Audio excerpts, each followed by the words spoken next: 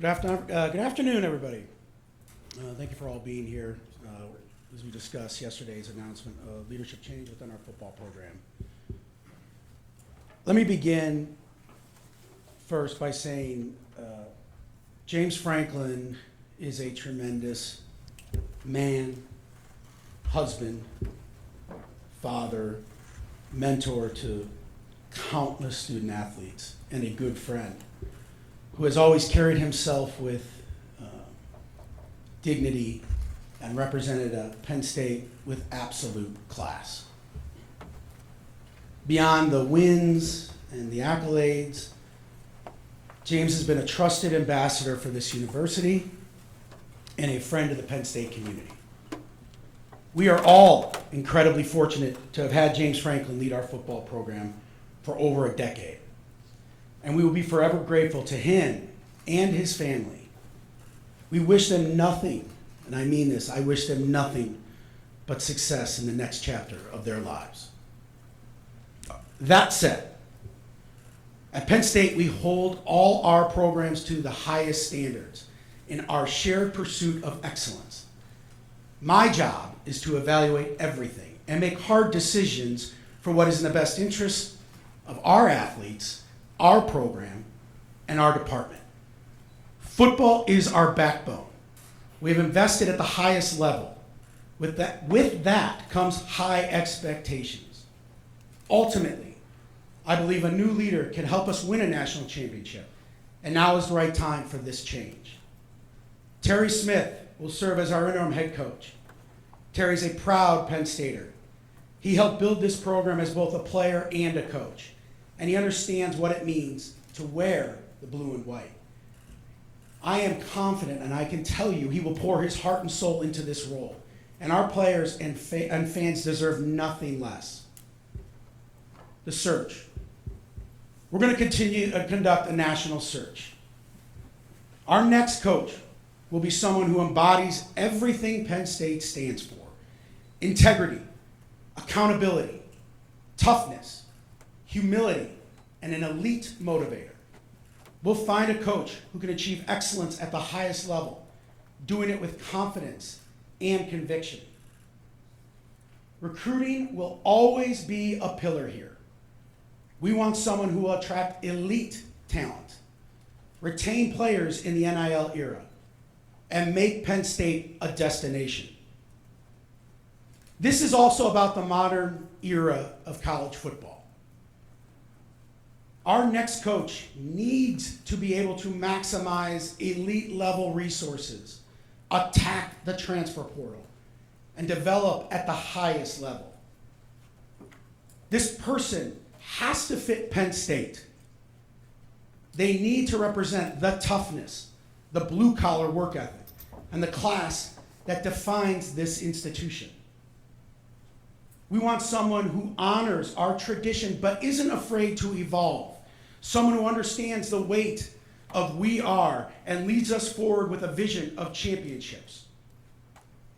The right coach will rebuild the unity and pride that defines this historic program. And they will ignite this fan base around a shared belief that we're capable of greatness and we're going to do it the right way. And we are the best program in the country. We have made significant investments in this program. We compete in the best conference in the country. And we have the best fans and alums in the country. With a renovated stadium on the horizon, I have nothing but confidence in our future and in our ability to attract an elite leader for our Penn State football program. And finally, to our fans, alumni, and community, we all need each other. We all need your support. And all our focus, let me repeat, all our focus should be around the young men in Lash right now who wear the blue and white. We have a lot of football left. They deserve every ounce of our support. At that, I'll open it up for questions. We're going to start on Zoom. Use the raise your hand feature. We're going to start with Ralph Russo and then go to Rich Scarcella. Hey Pat, thanks for doing this. Can you get into at all the structure of the buyout and how it could be paid out with James? No, I know that was going to be the first question. Look, I'm not going to get into the financials. What I will tell you about the buyout, this is an athletics issue. This is not the institution's issue. So we, in athletics, are covering all the costs. I just want that to be known. So we are absorbing all the costs associated with this. As it gets to structural, how it's paid, I'm not going to get into the details of that, and I'm not going to get into the financials either. We'll go to Rich Scarcella, and then we'll go to Mike Gross.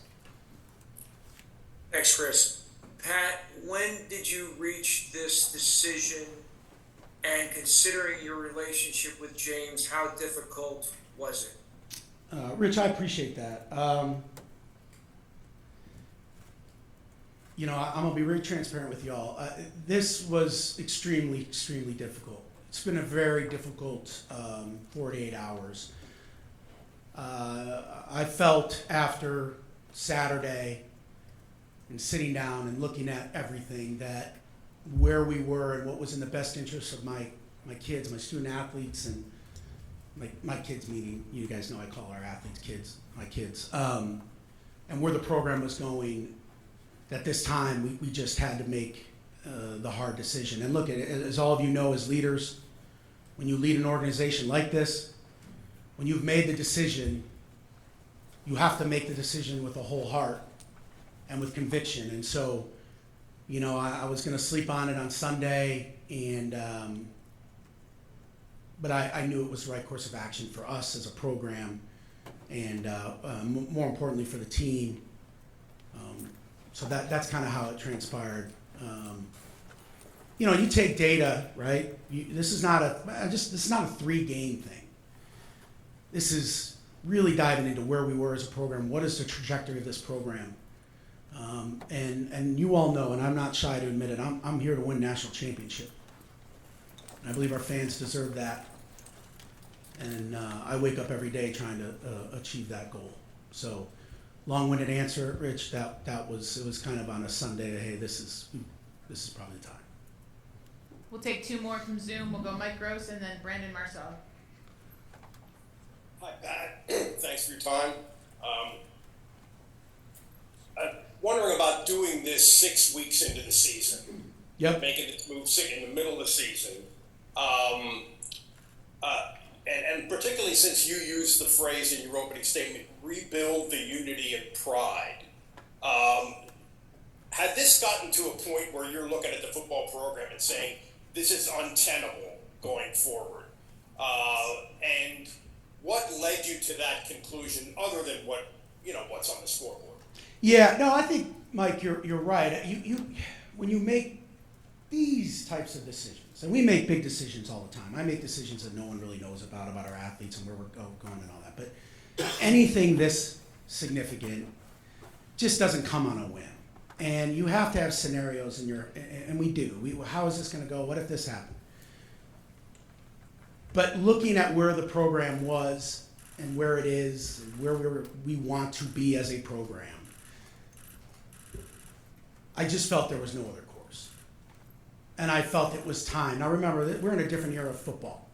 And there's a lot of things that come with this new era, and transfers and everything. And so that probably was down the road in the thought process. But I did feel like for our student athletes and the staff and the program and our fans, there wasn't a choice. There wasn't more. And by the way, when you make that decision, you make the call.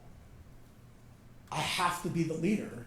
I have to make hard decisions, and so that's why I felt like it was appropriate.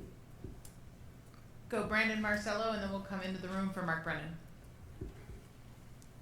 Pat, thank you for doing this today. I was wondering, across college sports, we've seen buyouts and guaranteed contracts kind of exploding, and the money continues to rise. I was wondering, how will you kind of approach that when you go about looking at a new coach and hiring a new coach? especially with athletic departments across the country, and including your own, having to mind their money Yeah. more closely these days. No, I think it's a great question, Brandon. You're right. When all these contracts were signed, the use of the money going to rev share and all the other pieces that are involved, you have to process the financials in such a different light. And so, quite honestly, when you get into a search and you start to have those hard conversations, hey, what do you envision this program? How do you envision this program looking? How do you envision winning a national championship? I mean, the facts are the facts. Like, you got to recruit at a high level. And now, the transfer portal, you got to be able to recruit in the transfer portal at a high level. And so how do you use your resources in the right way in building a roster that compete for a national championship, Brandon? I am very blessed, and this I don't have anything to do with this, I don't believe, to be the athletic director at Penn State. We are blessed because of our fans, our alums, and the support we receive, that we can do more than most, and that we have elite resources here. And so that allows us to be able to have real conversations and put our resources to the test in the best direction. Go Mark Brennan, then we'll go Jay Trotter. Pat, obviously recruiting ramifications from this. What are you doing you personally to mitigate what's been going on, and how are you discussing with Terry and the staff how to handle the situation? Look, none of that is surprising, right? And by the way, I mean, the recruiting world has changed. I mean, student athletes are flipping and going everywhere, and look, I'm not going to be naive. I probably know that every Power 4 conference, every Power 4 team has reached out to our student athletes already. I'm not naive to say that that's where the industry is, but what I will tell you is Terry and I talked, and one of the reasons why I was comfortable in doing this now is because of Terry. Terry's an elite recruiter. Terry has relationships with those kids, and Terry and I first, we talked about many things, but that is a part of it, and we've got to continue. I think what we will show is that we're big. We're such a big and historical program that we are going to weather the storm. We have weathered far worse than this. And so I think once Terry gets settled in, now let's just talk about me. And our coaches know this. I'll talk to any recruit, whether it's fencing, football, wrestling, basketball, volleyball, I don't care. And I will continue to be very active in that process. I will say right now for me, I'm just going to be very honest. I'm less worried about 27 kids and more worried about my kids in the locker room right now. That's my focus. Terry has a great staff that he will lead to deal with the recruiting issues. None of it is surprising. But right now, I want to make sure that we're prepared to go and get after Iowa. Jake and then Bob. Yeah, Pat, you said this wasn't a 3-game thing, but 3 weeks ago you're in the top 5. A few months ago you're a player or two away from the national championship. So when did you first begin to think that this might be a possibility, and then how much of 1-18 versus top 10 Big Ten opponents played into it? Yeah, and it's a good question. Like, in this role as athletic directors and CEOs, you have to be ready for anything, right? Did I expect to have to walk up those stairs yesterday at Lash Building and talk to James like I did and have that conversation? No. But we're built, or you should be built, ready to handle what adversity is coming and what you believe is the right thing for the program. I weigh everything when I make a decision. The PhD nerd in me is like, I do data, I do analytics, I look at everything. And when you start to look at where we're going, and yes, how this year had been playing out, all those things you have to take into consideration. We're all humans. James Franklin's a human being. It's a job he loved. And people can say what they want about James. But James, it's a small world we have, and we're all friends. And so you cannot make decisions of this magnitude lightly. So to say, we lost to Oregon, and we lost to UCLA. No, it's about where are we as a program? Where are we going? How do I give my student athletes the best chance to win? How do I continue to build this to a place that we are the best program in the country? That's the motivation. And so as you start to put all those things together, you got to make the call. And that's where we were. So you were prepared, but you didn't expect to. You always have to be prepared. You have to be prepared for everything. And so, yeah, I mean, that's the nature of the business. And one in 18. All of that plays into it. Everything. Jake, we need to move on. Bob Flounders and then Allie. Hi, Pat. Hey, How are you doing? I'm great. I know clearly it's an emotional time for you. You've referenced the fact that the athletes are your kids. And there's no question that you're always around the Penn State athletic teams, especially the football program. Yep. One of your kids' career came to an end at the end of this game. I was just going to ask you your thoughts on Drew Aller, his injury, what he's meant to Penn State, and just your thoughts on what he's done. Yeah, it's hard for me not to get emotional about that. But he's just an amazing kid. I mean, I don't know what else to say. He's been through a lot. And he is that. He's a kid. And I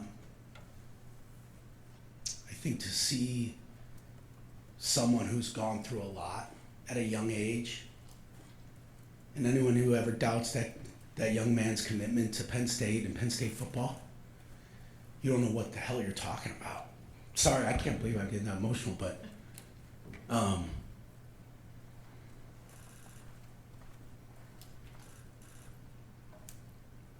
Drew's one hell of a young man. And he puts up with a lot of crap. And I get it. The NIL era, he's still a kid. And I can't have there's not a negative word that comes up when I think of Drew. I apologize. But you got to understand, these kids work so hard, and they love Penn State so much. And I get to see them in a different way than you all do. I get to see them as, like I said, my children. And so much bigger than, like, how many touchdowns you throw. I get it. Like, look, I'm not trying to, like, lie to y'all. Like, we all know we want to win. He wants to win in the worst way. He's working his hardest to do that. And to see it end that way, you never want that. No matter the outcome of the games, I want every one of our athletes to finish everything they start in life and in games. And he's going to be an incredible pro football player. He's going to be an incredible ambassador for this program. And I got to be honest, the fact that he's stuck with us, it's pretty awesome. And I tell all our kids every time I'm going to have their back every second of the day, and I will never stop doing that. He's faced a lot of adversity here, and I love the kid, and I love him, and he'll be great for us right now. He's going to be great for Grunk and giving him, I mean, he works hard. He's a smart football player, and he has an incredibly bright future playing ball at the highest level. And sorry, yeah, that's my take on it, Drew. Last two, Allie Berube, and then we'll go to Tyler. Hey, Pat. You talked about Oh, weathering the storm. This isn't the worst one that Penn State has endured, but the fan base was pretty divided both before the announcement of firing James Franklin and after. How does this fan base come back together when it feels like it's at a fever pitch, all of the noise outside of what's going on? I think we got to be steady. I think we have been built. We'll look at. I'm not. Penn State's built for stuff like this. We have to come together. That is the unity. We are a strong force. We're the most powerful department and university in the country. We stick together through this. It's okay. I don't know about your family, but my family argues all the time. I had my two brothers in this, and that happens. But we're going to do it with, I would hope, with class and dignity, and get around one simple thing. The young men in that locker room. You can hate me, you can hate James, but like Drew, rally around them. They deserve it. That's who Penn State is. That's who we are, and I believe in my heart of hearts that will continue to be what drives us to where we're going to end up. Last question to Tyler Donahue. Hey, Pat, we appreciate the transparency this morning. Yeah. Back here. Sorry. You mentioned Terry Smith and what he brings to this role. You mentioned the national search for the next coach. Could those two things become intertwined? Is Terry Smith going to be under consideration to become the next full-time head coach at Penn State? Absolutely. Everybody's under consideration. And I'm going to help Terry do everything he can to run the table. But yes, he will be considered a candidate. Thank you very much, Pat. I appreciate y'all. We'll have Terry down here in a minute.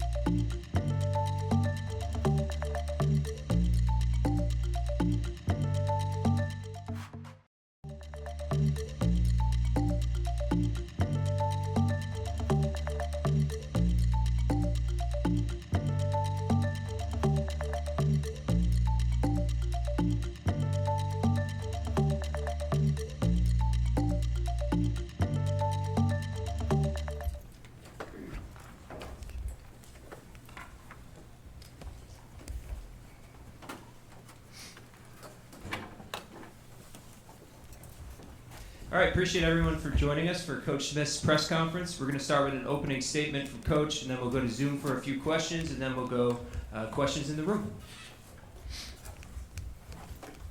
Good afternoon.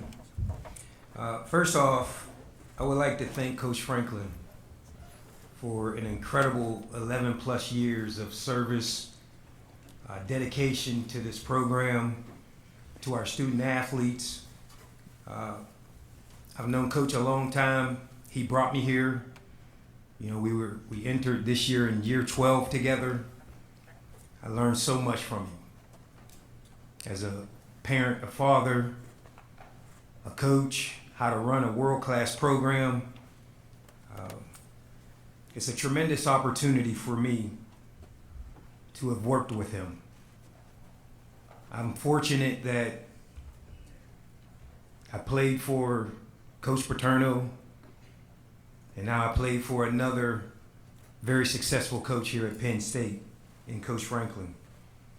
As for me, I appreciate the opportunity from Pat Kraft and administration that they entrusted me to lead this program forward. Penn State holds a dear place in my heart. I'm a third generation Penn Stater. My dad sits up top. He's a 68 grad. I'm a 91 grad. My son's a 07 grad. My daughter graduated here recently.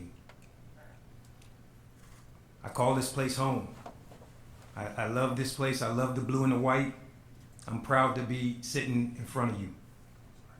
For our program, we need to stick together, stay focused, keep the standard the standard.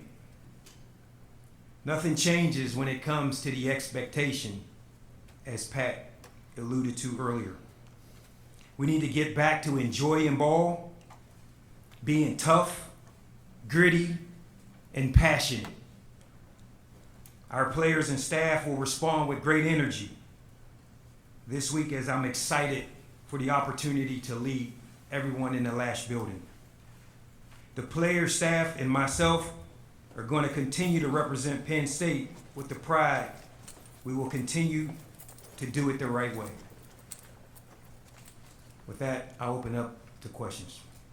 All right, we're going to start with Zoom. Let's go to Rich Garcella, followed by Johnny McGonigal.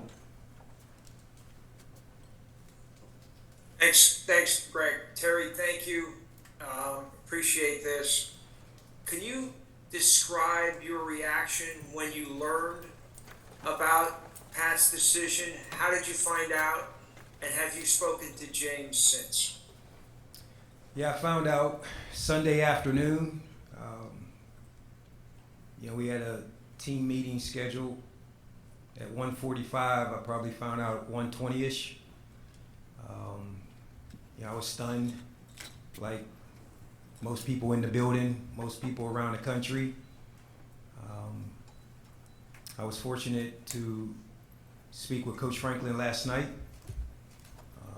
It was a heartfelt conversation. I just wanted to express my gratitude and thankfulness for him and all that he's done for me, my family, and this program. He took us out of a dark era and got us to be a relevant program again. And we don't take that for granted. Let's go to Johnny McGonigal and then Devin Jackson. Terry, thanks for the time. Over the last 24 hours, we've seen players, past and present, sharing their emotions, their feelings on James's firing on social media and otherwise.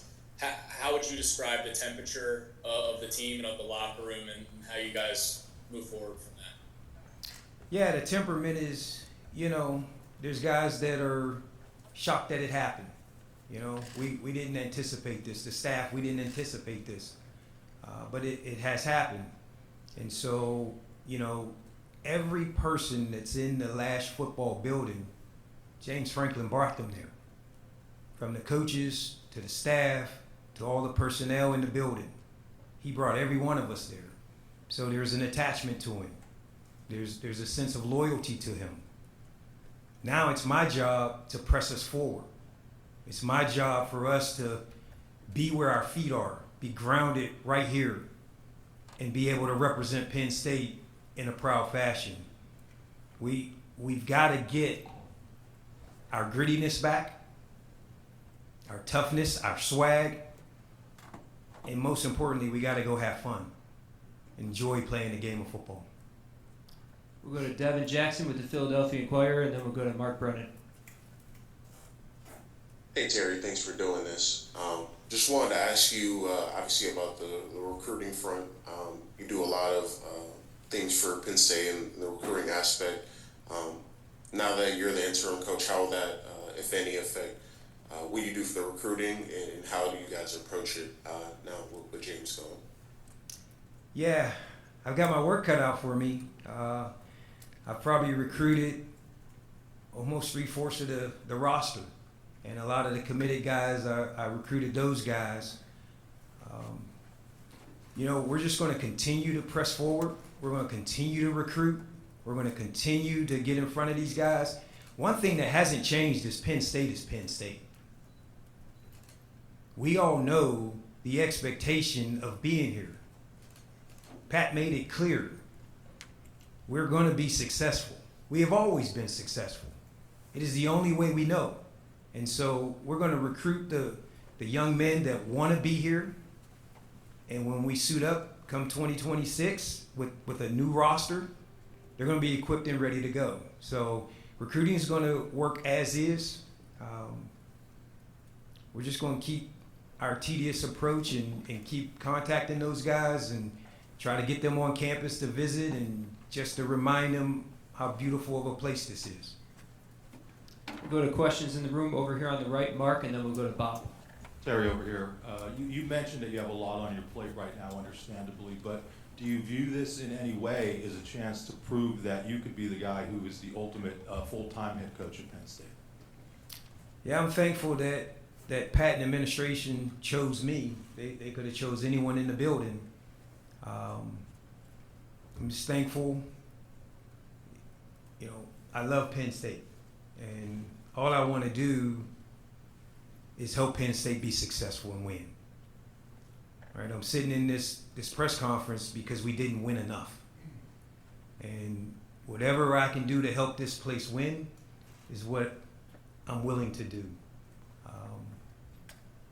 I would be remiss to say if the opportunity didn't put itself out there for me to be the head coach permanently, absolutely I would love that opportunity.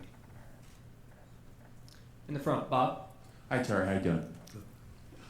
You were the corners coach a couple of days ago. Now you're the interim head coach. I'm just wondering, you haven't had a lot of time. Are there going to be any staff changes, or will you change up maybe any responsibilities on the staff to get things more streamlined for the second half of the season? Good to see you, Bob. Not immediately, other than have to replace my cornerback position. Jordan Lucas will take that role. There will be no other staff changes immediately. This first week, I want to get my feet grounded underneath me and understand all the roles of being the head coach and the CEO of this program. I will take a deeper look in each day as to where I see that I can help us improve. Let's go over here. Neil. Hey, Terry. Can you say how James took it, and has he had an opportunity, or will he be able to talk to the team? How's that work? Yeah, so fortunately for him, he was able to address the team. He let them know. And as you could imagine, it was emotional. Those kids love him. You know, he went into each and every one of their homes and brought them here. And their families entrusted him. So there was a lot of emotion in that meeting. James is a great guy, man. He's done so much for all of us that we're just thankful. We're gonna miss him. You know. Let's go to John. Hi, Terry. You mentioned the loyalty to James aspect of this. Was there any hesitation on your part to take the interim role out of loyalty to James, and what was his reaction when you told him that you were the interim head coach? James has always told me that if something happened to him, he would recommend that I be the next person to lead. So he understood. We're all under contract. We have to press forward. You know, we're dealt a certain hand in life, and whatever that hand is, you have to play it. This is the hand that I've been dealt to lead this program. When I woke up yesterday morning, I had no idea I was going to be the interim head coach of Penn State University. Today, I'm super proud to be that, and I will lead this program to the best of my ability, and we're going to get it back on track. Let's go over here on the right, Audrey, and then we're going to go to Jake over here on the left. Hey, Terry. Can you kind of talk us through, obviously there's a learning curve with Jim's defense that these guys are working through as this now kind of falls on your plate too. Are there things that you think you can do to simplify maybe this defense the rest of the way to get these guys playing faster and more aggressive, which is what James had told us has been an issue? Yeah, on the defensive side, the biggest thing for us is we've got to get our defensive line to be in sync. Everything starts up front. So the true things that we have to fix this week is the offensive line, defensive line. And not that they're problems, but they got to be able to control the line of scrimmage. You control the line of scrimmage, you control the game. And those are the two things that we're focusing on this week. And it goes back to part of my original statement of toughness. We got to be tougher up front, and that sets the tone for what everyone else does. Over here on the left, Jake.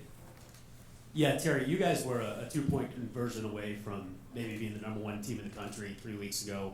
How do you explain what's happened these last 3 games? And then do you have an update on Drew, his injury, his recovery outlook? Yeah, we were, like you said, a 2-point conversion away from beating a top team. I don't really have an explanation, losses. When we look back at last season, there were so many close games that the ball bounced our way. Right? We go to USC and we're down 20-7 and the ball bounces our way. We go to Wisconsin and the ball bounces. We go to Minnesota, the ball bounces our way. This year the ball's not bouncing our way, so we have to persevere and press forward and keep grinding to be better. And as for Drew, I don't have any other updates other than he's out for the year. Back left corner, Allie. Hey Terry, how are you? You talk about Penn State with so much love, and you always have, and we've seen this program overcome some incredible odds. To look at where you are today and trying to bring everyone back together, what do you think is most important for people to know about why you love Penn State so much and why they should love Penn State? Yeah, Penn State's done so much for me and my family. Like I said, my dad, he graduated in '68. He set a tone for us. He moved us out of small town Aliquippa, Pennsylvania, and showed us a better life through his education here. And, when I graduated in '91 and now I'm supporting and taking care of my family, it's because of Penn State and all the lessons that I've learned here. And, I just want to give back to this community what it's always given to me and my family. And it means everything to me. I don't see working here as a job. I love waking up every morning and showing up for work and trying to make us better. In the back over here, Tyler. Terry, thanks for your time. Wanted to ask you about your new starting quarterback, Ethan Grunkemeyer. What can you tell us about how he's responded since Saturday evening, and what have you learned about him thus far during the season that maybe we haven't, and to lend you confidence moving forward? Yeah, we have every bit of confidence in Ethan. He's got a strong arm. He's athletic, super smart kid. We're entrusting him. He's been thrown in there just like I've been thrown in there, so we got something in common. And, he's going to be ready.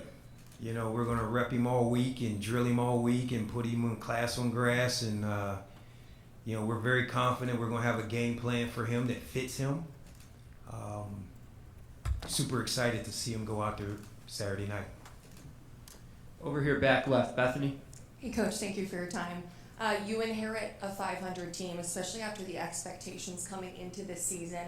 Maybe a fan base that's divided. You mentioned the temperament in the locker room. I'm curious, when this season is all said and done, what you would define as a successful second half to the season and how you hope to achieve it. Success is the team pulling the rope the same direction.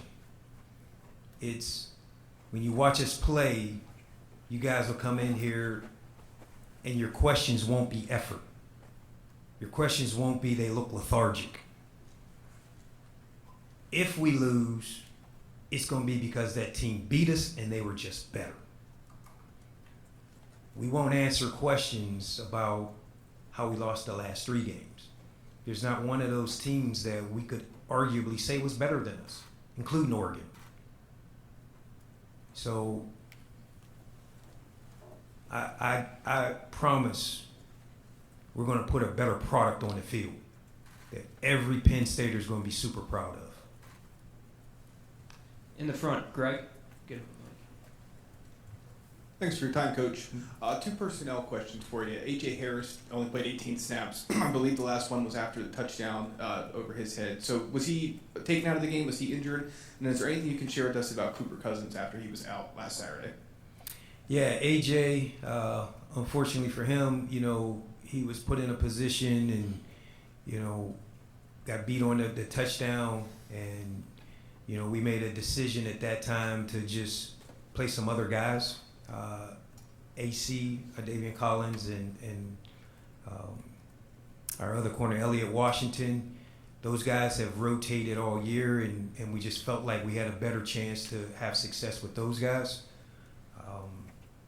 As far as Cooper Cousins, he's a week-to-week process, and we'll get to practice tomorrow and kind of figure out where he's at, and hopefully he'll be ready. Way in the back, T. Frank. Terry, right here. You've mentioned a couple times whether it's swag, having fun, grit, determination, some of those things that you said that you want to get back for this program. What do you think led to losing them in the first place? There's a number of reasons. We're in a new era of football, and like Pat said, you have to navigate everything about it. NIL, there's money, the locker room of bringing 125 guys together as a team, bringing individuals like a hand and making them collective. That's my job now. And I've got to bring everyone together to see the benefits of how we can all succeed as one. And, it's not going to be easy because these guys love Coach Franklin. And some of them are torn up. And we got to rally the troops and become one. We got time for 2 more questions. Let's go over here on the right to Max. Hey Terry, appreciate the time. When we have in-season coach firings in today's era, sometimes it's a commonplace to see some players decide to redshirt, sit out the season. 6 games in, you don't have to deal with that quite as much, but by my count, you have 31 players who are in that situation. How do you address that dynamic within the team? Well, I'm glad to know it's 31 in that, so now I have something to look forward to. That's another dynamic that I have to manage now. I've talked to a few players personally today. It's my message to all of them is you signed up to play football. We love the game of football. And let's keep the main thing the main thing. You only earn opportunity through production on the field. And if you're not productive on the field, doesn't matter where you go, want to sit out. Who wants you next? You're not going to make the money you think you're supposed to. You're not going to be drafted where you think you're supposed to be drafted. So my message is we have an opportunity to come together, win the season, shock the world, and we all can have success together. Last question over here on the right, Daniel. Terry, thanks for your time this afternoon. Along those lines, when you talk about message, what have the conversations been like with some of these recruits? What's your message to them and their families as they are trying to make a decision for them, given what's going on here? Yeah, it's a twofold question because you got your 26 class and your 27 class, which is a whole year and a half out, right? Those guys are going to be directly impacted by the final decision of who the head coach will be. Our message is, remember all the reasons you chose Penn State. This is still a great university, offers a first-class education. It's going to be first-class football. We play in the Big Ten at the highest level. No matter who the next head coach is, Pat and Vinny and the administration are going to bring an outstanding candidate here. So, it was always the message that we would give these recruits in the past about assistant coaches, right? There's always going to be a great leader here at Penn State University.